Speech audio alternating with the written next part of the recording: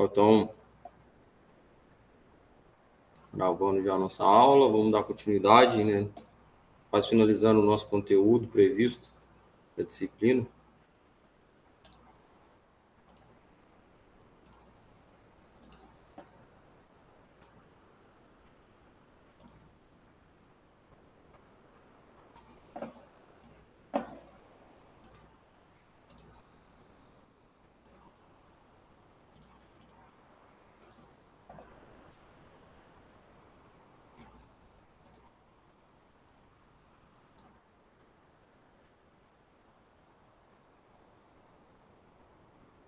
Estou dando sequência, né? Começamos a nossa disciplina lá, discutindo, né, as questões que norteavam a disciplina de silvicultura.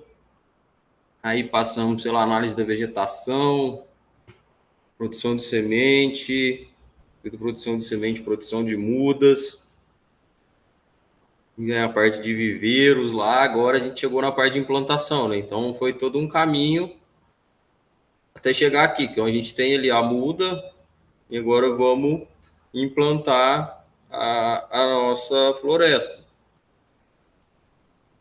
E como a gente viu, né, esse todo caminhar aí, quando a gente veio discutindo, né, essa implantação de floresta ali envolve as etapas desde a escolha da espécie, né, até o complemento, até o estabelecimento, né, das mudas, com o fechamento do dossel, né, só quando as mudas crescem e formam todo o fechamento do dossel. Então, desde lá do início do que a gente viu, da parte de sementes, da parte de produção de mudas, né, toda aquela parte de definição de que vai ser plantado, né, é que vai culminar agora nessa implantação. E aí, quando dá esse fechamento de dossel, né, que a gente fala agora, está uma floresta estabelecida, isso vai variar um pouco, mas vai ali de 2 a 3 anos. Né, e quando todas aquelas copas estão fechadas, né, formando aquele dossel que, visto por cima, você quase não enxerga o solo, você tem uma visão ali do todo fechado.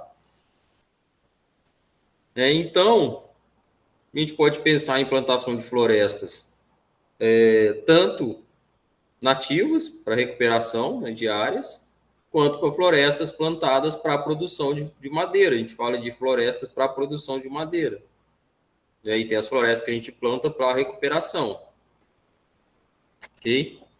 O cenário atual, né, como estamos hoje, né, na produção de madeira para matéria-prima, né, a gente pensar em matéria-prima, dividido ali em celulose, né, e papel, né, que a celulose é a parte de fibra da madeira, e o Brasil se desenvolveu muito na celulose ali, que a gente chama de fibra longa, que é eucalipto, né?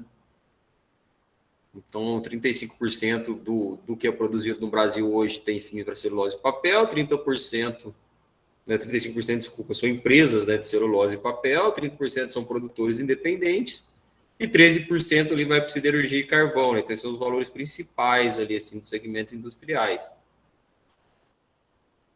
E aí a gente tem ali por gênero, né, uma distribuição no Brasil, né, a maioria é eucalipto e o pinus, né, grande parte, e outras culturas, né, a gente vê que no Mato Grosso ali você tem eucalipto por trás, mas a maioria de outras culturas aqui também tem uma área grande, né, grande e que é muito semelhante aos outros estados, né, às outras culturas de outros estados. O Mato Grosso é forte em produção da teca, né, de florestas plantadas de teca para exportação de madeira, mas está crescendo as áreas de eucalipto com fins energéticos, né? E a gente vai avaliando aí ao longo dos anos, a gente tem um aumento das áreas de eucalipto, né? Tem aumentado no todo ali no Brasil. A teca, que eu citei aqui no Mato Grosso também, teca, mogno africano, própria seringueira, Paricá ali, tudo eles também têm aumentado a área de produção. O eucalipto ele é um ganhador, um vencedor aí em áreas plantadas, né, em aumento de áreas por conta das empresas, né? São muitas empresas investindo muito no desenvolvimento, né, empresas de papel e celulose, né? O Brasil tem as maiores empresas de papel e celulose aí do mundo. Então, você tem aí segmentos aí que tem muito dinheiro e investe em pesquisa e desenvolvimento, né? Então, precisa aumentar suas áreas também.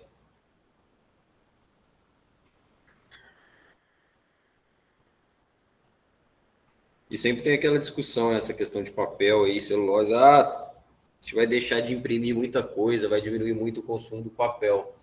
Mas aí, na pandemia, você teve um aumento significativo das vendas online, então teve um aumento significativo de produção de papelão para embalagem, né, que também vem da celulose. Então, assim, um ciclo que ele vai apenas mudando, né, o foco da maior produção, assim, né? Então, falar que o papel vai acabar, talvez seja só para impressão, mas tem muitas outras aplicações do papel e também da celulose, né?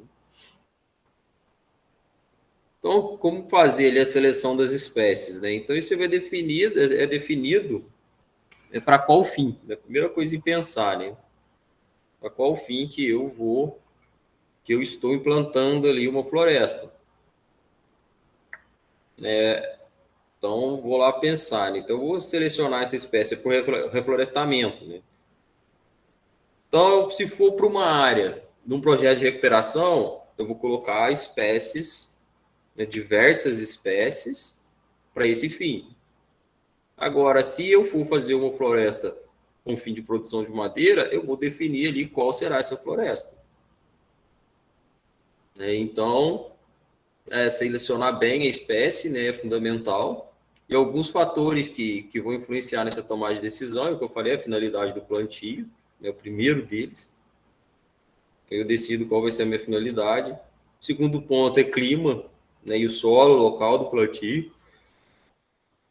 E então isso você tem que escolher ali espécies adaptadas, né, ao tipo de solo, ao clima, né, locais que tem muita chuva, local que chove pouco, né? Então você tem que decidir quais vão ser essas espécies, né?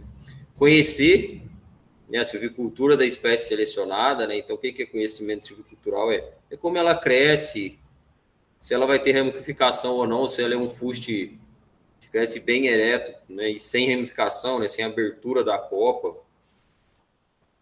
Característica física e mecânica da madeira, né? Se você está a fim de produzir madeira, então você precisa conhecer a densidade dessa madeira, se ela é uma madeira que a gente chama madeira dura, né, que tem uma densidade alta, e vai ter um fim madeireiro, né? Então isso também é muito importante de se conhecer. A rentabilidade do plantio, quando ele for para fins de produção ali, né? Não fins de recuperação de áreas, né? Então você tem que conhecer qual é a rentabilidade dele e se você vai ter disponibilidade, né, de mudas ou sementes na região. Porque quando você vai decidir plantar, o importante é saber se tem mudas na região, porque senão não tem como você implantar aquela floresta.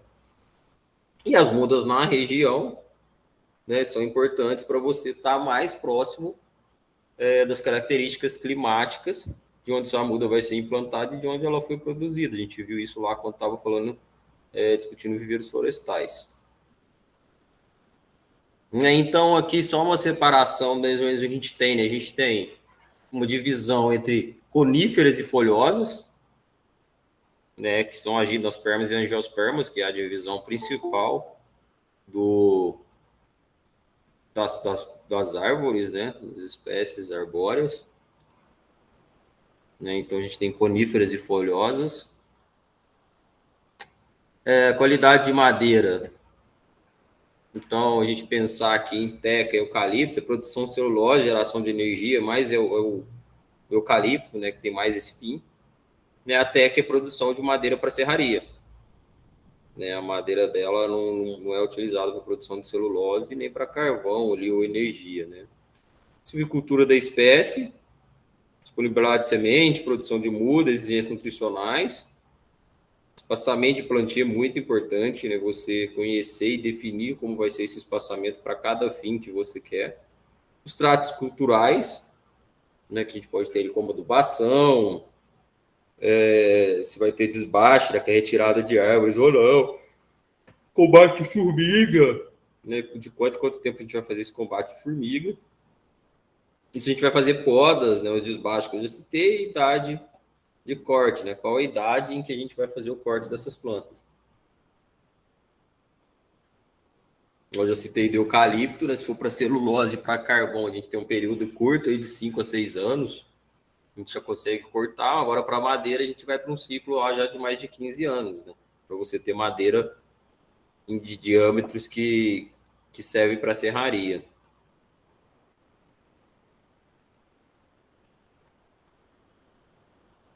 Aqui um exemplo aqui, né? A caia, né? A espécie caia é o mogno, né? Mogno africano. A gente tem ISP porque tem ivorenses, tem os senegalenses que são plantados no Brasil. Os fatores ambientais, né? Ter clima é importantíssimo, né? E duas fotos aí, ó, uma temperatura muito elevada que queimou, né? Os eucaliptos, né? A queima das folhas. Aqui já a geada também, né? Que já também afetou, né? Então o clima é importantíssimo. O tipo de solo, né? Conhecer o tipo de solo para escolher espécie é fundamental, né? Nos eucaliptos você ainda consegue escolher ali dentro clones, né? Que tem ou não, né?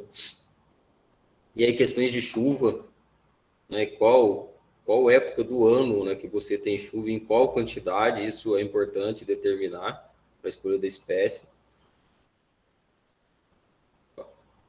Fitossanidade, o besouro amarelo aqui no eucalipto, atacando eucalipto, e fungos em teca.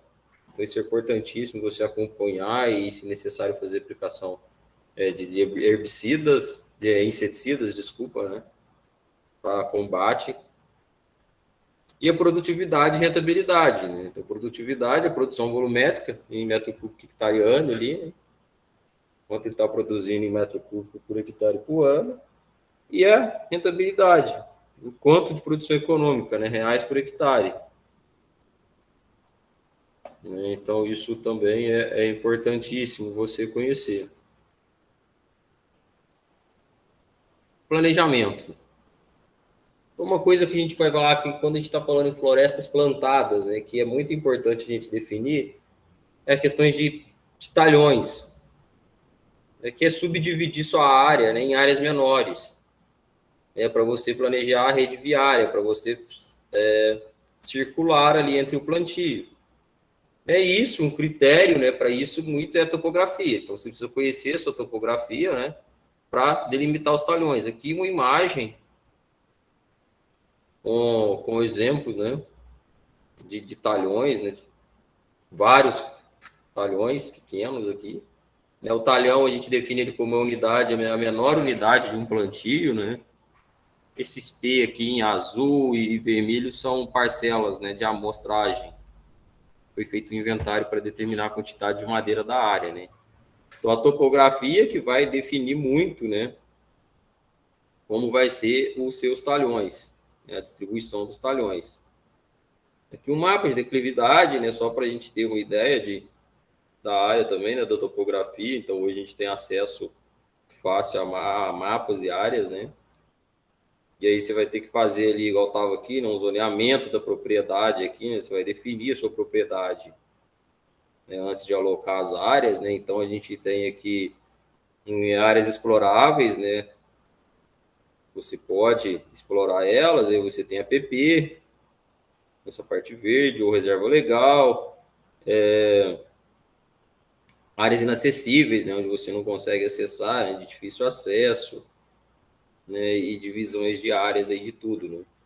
E aí você vai, a partir disso, elaborar toda a área, onde você vai colocar ponte, onde vai ser necessário ponte, onde você vai conseguir ter uma colheita mecanizada ou não, né? Ou onde vai ser a máquina não consegue entrar. Então, isso vai ser tudo decidido com base também no mapa de topografia. Né? E a declividade versus a mecanização, né? Então, até 1,5 graus ali é plano, né? Então você consegue mecanizar tudo. Já ali de 1,5 a 5 graus já é um suave ondulado, né? Então você tem um pouco de redução no rendimento operacional, porque você não consegue mecanizar talvez toda a área. Já aqui um ondulado, 11 graus ali, né? Então já tem uma redução moderada já na operacionalização. A parte ali para o 24 até acima de 24 ali é muito montanhoso já, então você não vai conseguir mecanizar grandes áreas, né? Então, para planejar o talhão e a rede viária, aí são 2 critérios, né? O solo, vegetação também são outros critérios. Você vai mapear as unidades de solo, né? Como que os solos estão distribuídos no todo ali. Fazer um diagnóstico de problema de erosão, de compactação, né, na sua área. Então, diversas amostras de solos, né, física e química, para você determinar tudo isso. E aí vai te auxiliar ali, nessas amostras, uma recomendação que você vai ter que fazer ali, fertilização, conservação, preparo do solo. Então, a partir de mapas de solo ali, você vai definir o que vai ser feito em cada área. E aí, alguma coisa também que você tem que observar, se você estiver abrindo a área para o plantio, né, qual tipo de vegetação que você tem ali, né, para você determinar qual vai ser a sua estratégia para o desbate, para abrir, né, a área, e também para determinar onde você suas reservas legais, né? Estradas e talhonamento, vamos lá. Então, a área útil ali, né, até 5% de área útil, estradas internas, né? Então, que você vai gastar tudo ali para fazer estradas, delimitar, né? Normalmente, os talhões são delimitados por estradas, né? Então, você precisa de estradas para você acessar essas áreas. Você não pode fazer um plantio em dimensões muito grandes, igual a gente faz com plantios de cultura, porque você precisa acessar, né, mais fácil essas áreas. E como são áreas com árvores, às vezes você não consegue entrar com a máquina dentro dessa área, né? Então, só o acesso será pelas laterais. Até quando você faz desbaste, você tira, às vezes, uma linha toda, né? A gente fala em tirar desbaste, tirar árvores. A gente tira uma linha toda para a máquina conseguir acessar, e o braço da máquina consegue acessar dentro, até 2 linhas, para tirar árvores lá dentro daquela floresta, né? Então, os comprimentos ali pode variar de 500 a 1.000 metros, né? A largura do talhão também. Áreas planas ali com menos de 300 metros e áreas declivosas com menos de 100 metros de largura, esses talhões, né? Então, vão ser áreas ali que vai de 20 a 30 hectares, né? Normalmente aqui os exemplos novamente, né? Então, as estradas principal, as estradas aqui, né? Principal cortando, no meio secundárias, as estradas de divisa. E essas estradas também, elas servem, né, aqui, a foto aqui, ó, como acero, né? Porque como você tem uma camada de matéria orgânica embaixo aqui muito grande, quando você tem problema de queimadas, né, a parte de baixo aqui tem muita matéria orgânica. Quando você tem problemas de queimadas, o fogo se alastra muito rapidamente. Então, essas estradas também servem como aceros, né, que é a divisão de uma área para outra ali, para que não ocorra a passagem do fogo. E aqui o exemplo novamente, ó, estrada principal. Aqui uma estrada de divisa, né? Você vê que está dividindo a seca aqui para lá e para cá, que já é uma área de conífera, ó. Anterior aqui uma área de eucalipto, né? Aqui já são coníferas ali, que são pinheiros, que a gente conhece, né? Aqui é o exemplo da área, né, aqui o mapa da Fazenda Paz aqui, que é uma fazenda que eu peguei material. E aí aqui a gente consegue ver claramente numa imagem, né, ó, como que foi dividida a área, ó. Então aqui em cima seria isso, né? São os talhões, ó, 1, 2, 3, 4, 5, isso mais para essa faixa aqui, ó, 1, 2, 3, 4, 5. Consegue ver as estradas, né, e o talhonamento. Aqui a mesma coisa, aqui já são áreas que não foram plantadas, né? Aqui as áreas de reserva, ó, até esse bracinho verde aqui a gente consegue ver no corredor, ó, aqui vindo ligando, ó. Então tá tudo delimitado e tudo talhonado, a gente consegue até bem ver os talhões, né?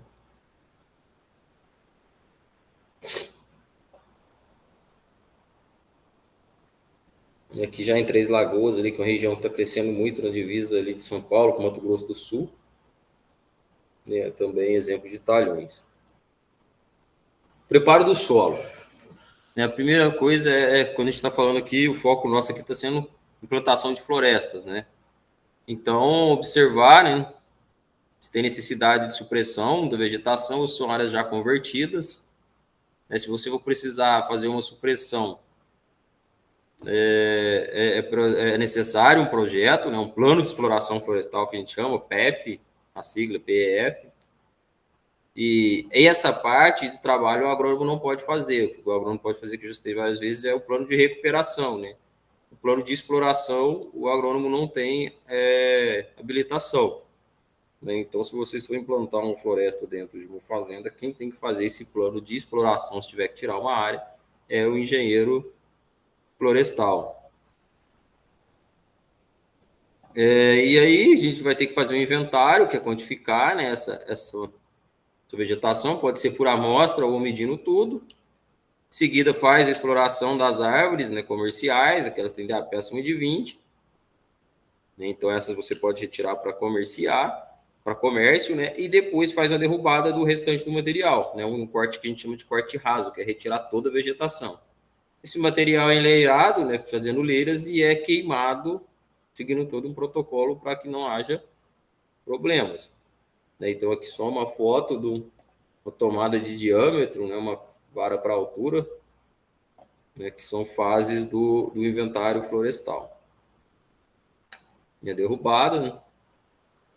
E aqui a limpeza geral já, né? Depois que você tirou as árvores comerciais, né, que a gente está marcada com X, vai ser uma árvore com interesse comercial, depois dela a gente faz a limpeza com arraste, né, com correntão, que a gente chama, que é o restante da madeira que vai ser enleirada e queimada na sequência, né? Então aqui já é enleiramento para queimada, e aqui, ó, as leiras já formadas.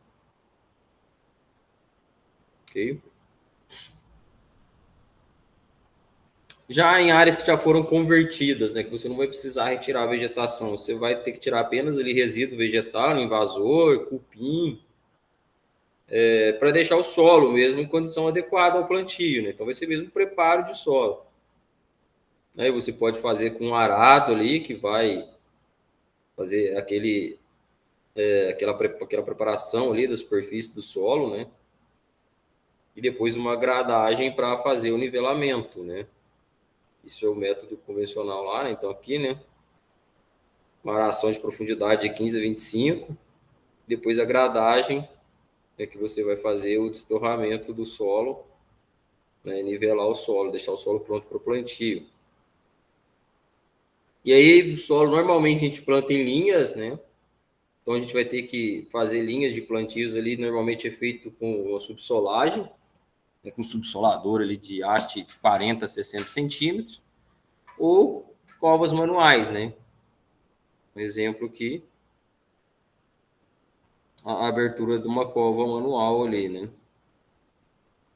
E aqui o subsolador, né? Então aqui a gente pensando em cultivo mínimo, a área está sendo subsolada apenas onde vai ser a linha de plantio, né? Vendo aqui que só na linha de plantio vai romper aquela camada superficial ali, né? Aí você vai mobilizar, vai mexer o mínimo do solo, vai só abrir ali, solta o solo naquela linha, onde você vai fazer o plantio, né?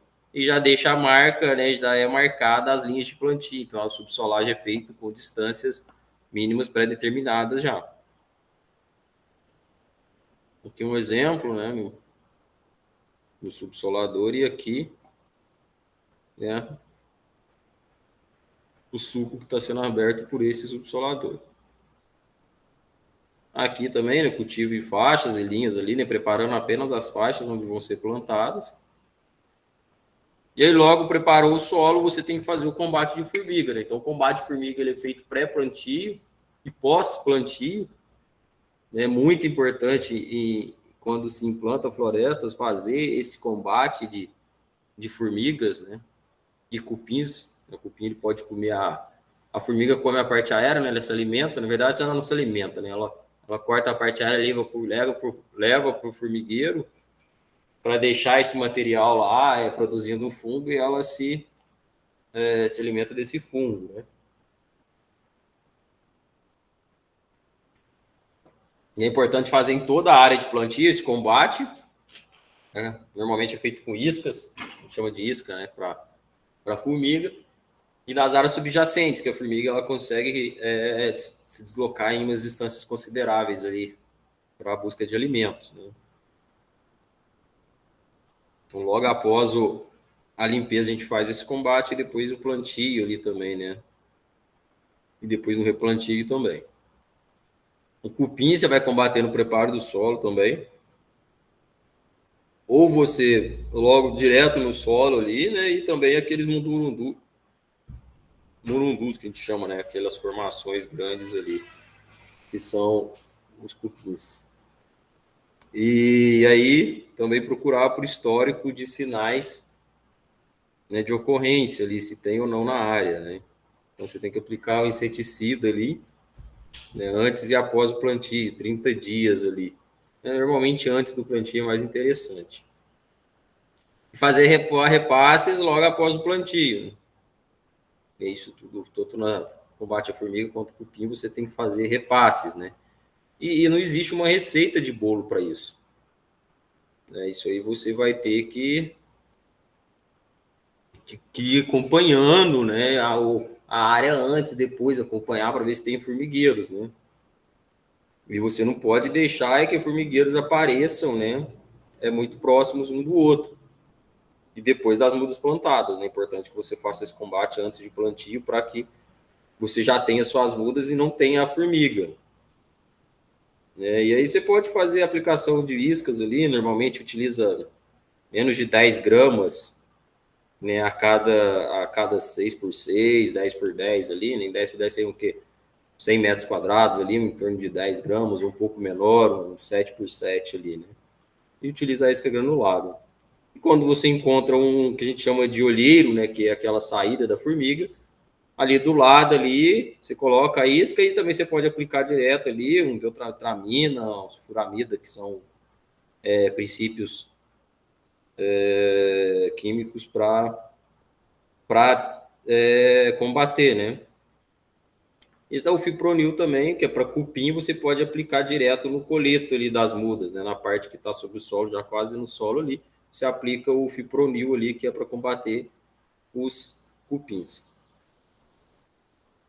A questão de espaçamento, né? Que é o número de árvores por hectare, né? Distância entre linhas de 3 metros, né? E distância entre árvores 2 metros. Isso aí vai dar um espaçamento de 6 metros, né? Então, não estou falando que isso, né, é o ideal, né? Então, vai depender da espécie e para que você está plantando, né? Se a espécie é de rápido crescimento, então é melhor você ter um espaçamentos um pouco maiores, né? Que é de crescimento lento. E produção de celulose, carvão, mourão, né? Então, você tem uns espaçamentos menores. Já a produção de madeira, você vai ter espaçamentos maiores. Então, o que vai determinar mesmo é a espécie, né, a qualidade do sítio, a qualidade do solo, né, quando eu falo qualidade de sítio, o objetivo que você está plantando, né, o método de colheita que você vai utilizar, a influência do espaçamento, né, então ela vai ser maior no crescimento de DAP. Então, quando a gente fala em espaçamentos, ele influencia mais na árvore no crescimento do diâmetro dela do que na altura.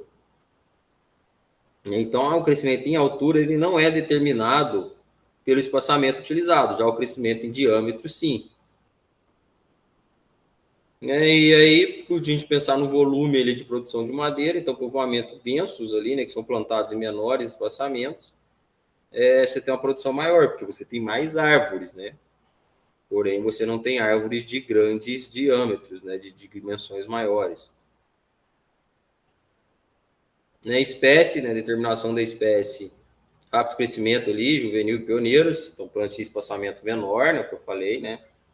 Se eu for fazer implementação ali da floresta numa operação de áreas degradadas, você vai colocar as de rápido crescimento, as pioneiras, né, em espaçamentos menores, e aí lá no meio você vai colocar as suas plantas de crescimento mais lento, né, esse crescimento de sombra, né? Espécie com galhos aí grossos e inclinados prefere espaçamento menor, e alta densidade para material genético não melhorado, né, com desbaixos posteriores. A qualidade do sítio, que é a qualidade do solo, influencia muito na sobrevivência da muda, né, no crescimento e no vigor. Então, por isso que eu falei que é importante fazer uma análise de solo e, se necessário, fazer uma correção desse solo para influenciar no crescimento, no tempo de crescimento. E a água também é muito importante, né? Então, locais com déficit hídrico, ele vai ter menos densidade de árvores, né? Portanto, você colocar menos densidade de árvores naqueles locais.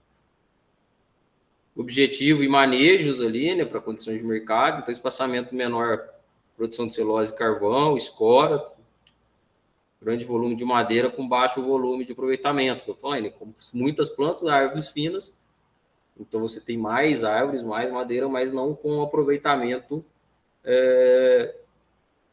para determinados usos, né? Já espaçamento maior, tem volumes menores, né? Mas árvores de grandes dimensão. Um exemplo aí, né? Que mais ou menos, né? De espaçamentos ali para cada uso, né? De algumas espécies, né? Então, isso aí são... Fonte é o Brum ali 2016. O método de colheita vai determinar também, né? Como será o seu espaçamento. Você tem que ter uma distribuição espacial das árvores ali, né, onde as máquinas vão conseguir se deslocar, foi o que eu falei, né?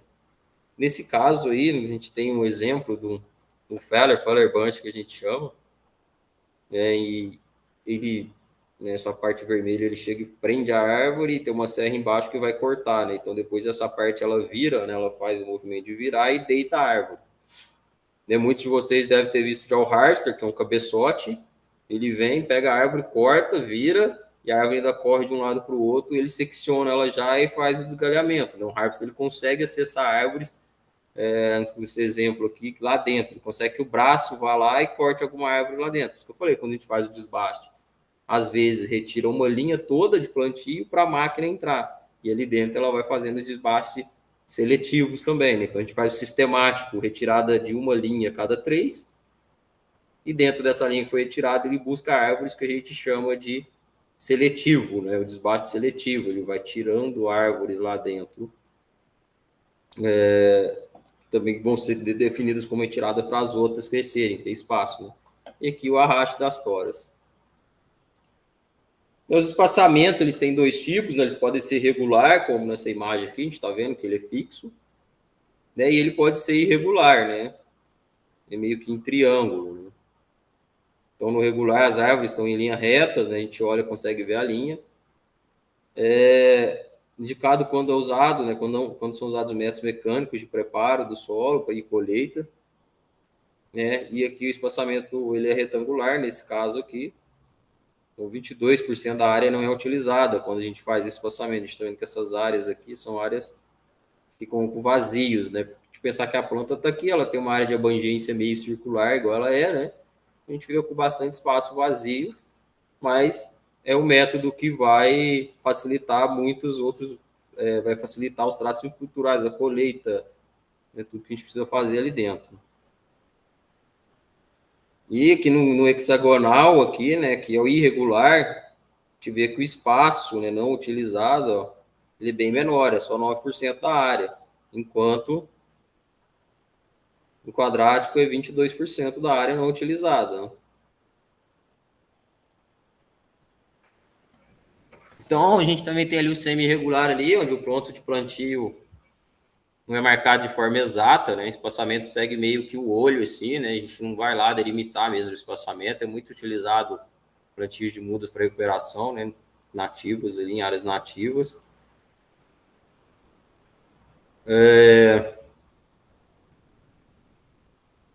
Irregular, então não tem alinhamento nenhum. Né? O semi-irregular é que tem algum alinhamento no olho, né? O irregular não tem alinhamento nenhum. Então, qualquer tipo de operação que você for fazer ali na sua floresta é muito difícil, né? E para distribuição das mudas ali também vai precisar de uma experiência do técnico, né? Para você não deixar mudas muito próximas e muito longe uma da outra, né? Um espaçamento muito grande. Né? E aqui um plantio mais estético, né? Ou de enriquecimento. O semeadura. Né? Então, a gente estava falando de plantios de muda, né? A semeadura agora é um pouco diferente, né? Porque ela vai ser semeada direto no campo, não tem a colocação da muda, né? Então, você vai ter ali a emergência da planta, né? Aí depois, para quando tem a germinação daquela semente, vai depender muito da espécie, né, da presença de predador de semente ali, roedores e aves, fatores físicos, favorece a mortalidade da planta, competição com plantas invasores e baixa umidade do solo. Então, quando você coloca a muda, você já tem uma muda que pode competir com aquele capim que vai vir, ela já tem uma altura ali, né? E ela vai crescer rapidamente. Agora, quando você semeia, você tem grande problema de competição. Se você limpou toda a sua área, está pronta, você fez a semeadura. Então vai crescer tudo junto ali, as mudas que vão vir daquelas sementes, os capins que vão crescer ali também, outras mudas de sementes que estavam naquele solo ali, né? Também vão crescer junto ali, né? Então você tem muito problema de competição. Né? Você precisa ter uma umidade do solo que vai garantir a germinação e manutenção ali, né, dessa plântula, né? Então, são muitas coisas que precisam ser levadas em considerações que você não tinha essa como preocupação lá quando você estava analisando a questão de plantio de muda, né? A vantagem da semeadura é que a raiz vai se desenvolver de forma natural ali, né? Na área, e o custo é muito baixo, né? Porque você pode fazer a lança ou só ir distribuindo as sementes ali no suco. Você abre um suco e vem distribuindo essas sementes. A desvantagem, né, que a grande quantidade de semente, né? Você precisa ter muita quantidade para segurar o número de plantas que você deseja ter, né? Então você precisa colocar muitas sementes. Obtenção de sementes, né, de forma fácil e a baixo custo, é um pouco mais difícil. E o cuidado, né, com plantas daninhas, aves, insetos, né? Questões de déficit hídrico são muito maiores, né? As mudas, quando você planta, você pode plantar ela com o que a gente chama de hidrogel. Ele vai formar uma bolsa em volta da raiz ali, né, de gel e com bastante umidade, que vai fornecer umidade por um período para aquelas raízes, né, para aquela planta ali. Então, você pode plantar e ter um déficit hídrico ali no início que vai ser suprido por essa questão do hidrogel. Isso na semente você não tem como fazer. E depois ainda é necessário você fazer um raleio das mudas, né? Porque às vezes vem 3, 4, 5 mudas na mesma cova ali. Então, você vai precisar fazer um raleio delas. Aqui o exemplo só, com semeadura direta, né? Estão jogando direto no campo já.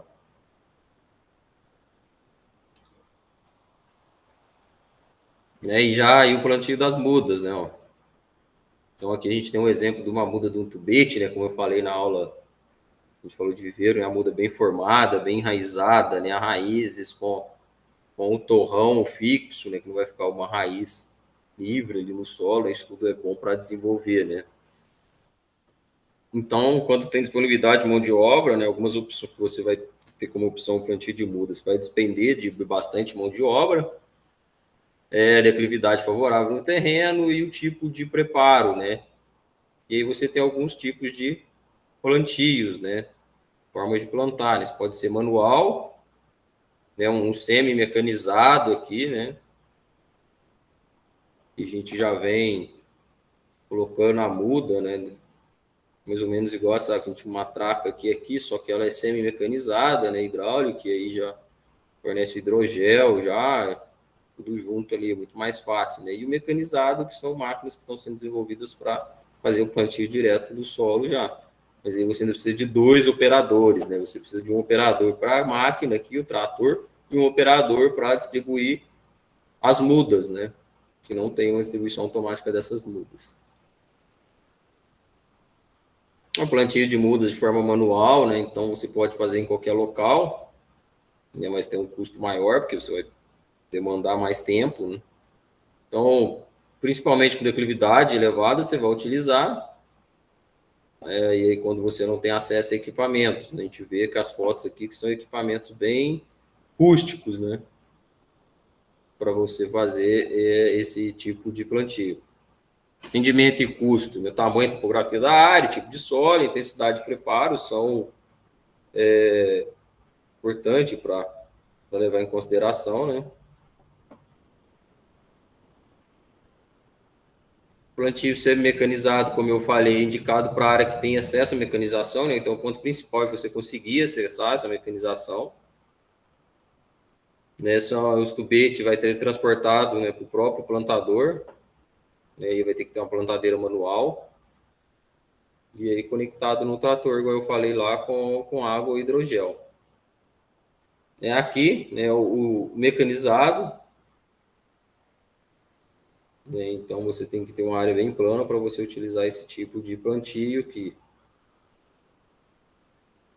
E aí a gente pode pensar que algumas máquinas aí, né, as plantadeiras, né, que a gente chama, né, elas podem fazer alguns serviços, como já a limpeza da área ali, né, subjacente ali do lado, né, da faixa, nivelar o solo e aplicar o hidrogel, né. E aí ela manda a muda e já dá uma compactada ali do solo em volta do coleto.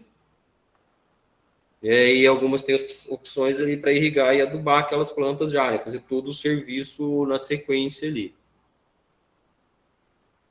Alguns cuidados quando você for plantar as mudas, né, observar o que precisa ser observado nessas mudas, né? Então, no sistema radicular ali, principalmente, né? Então, você tem o A aí como um sistema radicular normal, né, plantado, bem plantado. O B, a gente vê que ele parece com A a questão da raiz, mas você tem um afogamento do coleto, né? O coleto ficou para baixo do solo, e isso não pode acontecer. No C, a raiz em J, né? A raiz dobrou ali quando você foi fazer o plantio, provavelmente sua cova estava rasa ou algo nesse sentido, né? Então, isso também não pode acontecer. Renovelamento da raiz, né? A raiz está toda meio novelada no fundo lá, né? Ela está se misturando, né? Ela não está aberta ali. E quando você planta o tubete, você não tem esses problemas, porque você vai colocar o tubete com a raiz toda nele e ele vai se desenvolver ali, né? E aqui no E é uma raiz em L, né? Ela dobrou, né? Então, quando a gente planta do tubete, ó, a gente não tem esse problema, né? A muda está bem formada, com a raiz bem formada.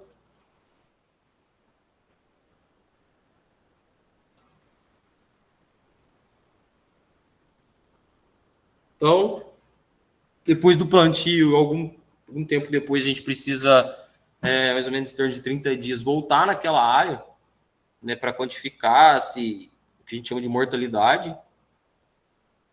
Né, e aí, se a sua mortalidade for acima de 5%, né, ou a sobrevivência for inferior a 95%, né, então, se a cada 100 mudas ali, 95, menos de 95 mudas sobraram, né, então você precisa fazer um replantio. E é interessante utilizar a mesma muda ali que você tinha antes, né? Que elas vão ter a mesma idade e o padrão de qualidade. Então também você vai ficar com uma diferença grande ali. Irrigação e adubação, né? Uma irrigação a gente pensa ela é feita só logo ali após o plantio, né? E no intervalo de 2 a 5 dias você pode fazer uma nova irrigação se você não tiver um período chuvoso. E se tiver muito seco, você faz uma terceira ali assim, uns 10 dias depois do plantio, né? Então, talvez você precise de mais irrigação. E essa irrigação é feita com caminhão-pipa que vai lançar água bem longe ali, né? Para esse problema, a gente tem o que a gente chama de hidrogel, né? Que você tem um gel que, quando molhado, ele vai formar camada, igual eu já falei, né? E aí, num período chuvoso, esse hidrogel você vai reduzir ali da necessidade de água ali de 3 litros, mais ou menos, para 1,5, né? Uma redução de 50% da necessidade de água, porque o hidrogel vai fazer esse papel de segurar a água ali, né? O hidrogel é como, tinha que pensar mais ou menos o material que tem nas fraldas ali, assim, né? Que eles mantêm a umidade ali, né? Ele não perde aquela água ali, não vai embora. E fazer uma adubação de cobertura durante o primeiro ano do plantio, né? Dependendo da altura da muda, e também com base de nitrogênio, potássio e boro. Aí, as espécies florestais, principalmente o eucalipto, ela tem uma grande necessidade de boro, né? Então tem que ser observado sempre essas questões de disponibilidade de boro no solo. Considerações finais ali, né, sobre plantação.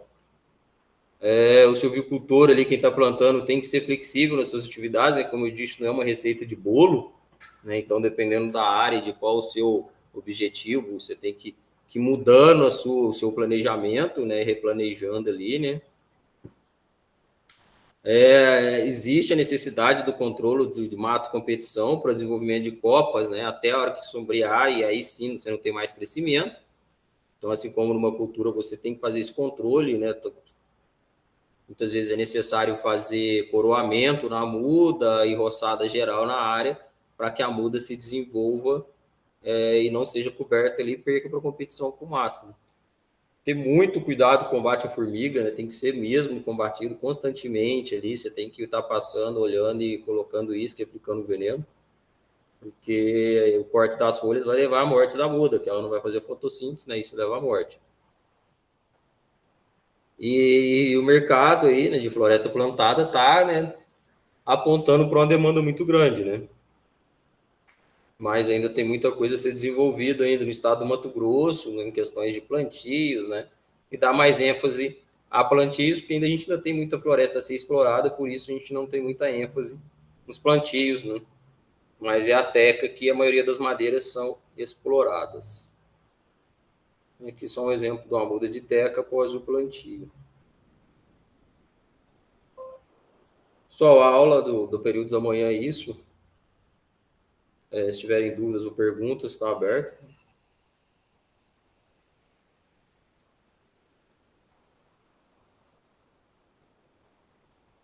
E aí a gente dá continuidade à tarde, então, com sistemas agroflorestais. A gente continua às 13h30, ok? Ok. Ok, tranquilo. Tá? Ok, professor, tudo bom. Bom dia, então, para todos aí. Se não tiverem dúvidas, estão dispensados por enquanto. E aí, dá uma estudada no material. Deixei um vídeo lá também. E a gente retorna às 13h30. Bom dia. Ok, Até mais, bom professor. dia. Tchau.